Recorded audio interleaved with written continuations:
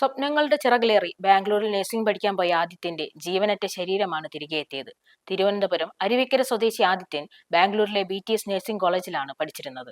4 പേരടങ്ങുന്ന റൂമിലാണ് താമസിച്ചിരുന്നത്. മറ്റു കുട്ടികൾ കോളേജിൽ പോയിട്ട് തിരികെ വന്നപ്പോൾ മുറിയിൽ മരിച്ച നിലയിൽ കാണുകയായിരുന്നു. ആദിത്യൻ ബാത്റൂമിൽ വീണ് പരിക്ക് പറ്റിയെന്നാണ് വീട്ടുകാരെ അറിയിച്ചത്.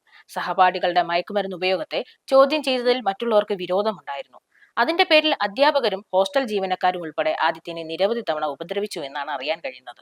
ഉന്നത വിദ്യാഭ്യാസം ലക്ഷ്യം കണ്ട് പുറത്തേക്ക് പഠിക്കാൻ പോകുന്ന നമ്മുടെ കുട്ടികൾക്ക് ഇത്തരം ബുദ്ധിമുട്ട് തുടരെ തുടരെ ഉണ്ടാവുകയാണ്. അച്ഛന്റെയും അമ്മയുടെയും തണലിൽ നിന്ന് മാറി മറ്റൊരിടത്തേക്ക് സ്വപ്നം കണ്ടുപോകുന്ന കുട്ടികൾ തീരാ ദുഃഖമായി മാറുകയാണ്.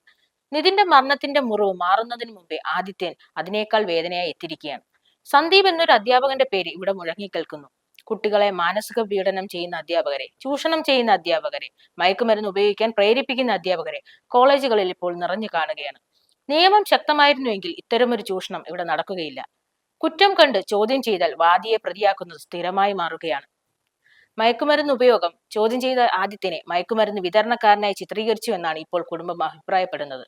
കുട്ടികളെ, നിങ്ങളോട് ഒന്നേ പറയാൻ കഴിയുന്നുള്ളൂ. നിങ്ങൾ ആഗ്രഹിച്ച സ്ഥലം നിങ്ങൾക്ക് അനുകൂലമല്ലെങ്കിൽ സ്വപ്നങ്ങളെക്കാൾ വിലയുണ്ട് നിങ്ങളുടെ ജീവനെന്ന് മനസ്സിലാക്കി പിൻവാങ്ങുക. നമ്മുടെ നിയമത്തിൽ പഴുതുകൾ ഉള്ളിടത്തോളം നമ്മുടെ ജീവന് സംരക്ഷണം നൽകാൻ നമ്മൾ മാത്രമേ ഉള്ളൂ. ഒരു കുടുംബം നമുക്കായി കാത്തിരിക്കുന്നു എന്നുള്ള ഓർമ്മയിൽ മറ്റു സ്വപ്നങ്ങളെക്കാൾ വലുതാണ് നമ്മുടെ ജീവിതം എന്ന് മനസ്സിലാക്കി തിരികെ വരിക. അത് മാത്രമാണ് താൽക്കാലികമായി ഇപ്പോൾ പരിഹാരമായി നമ്മുടെ മുന്നിലുള്ളത്.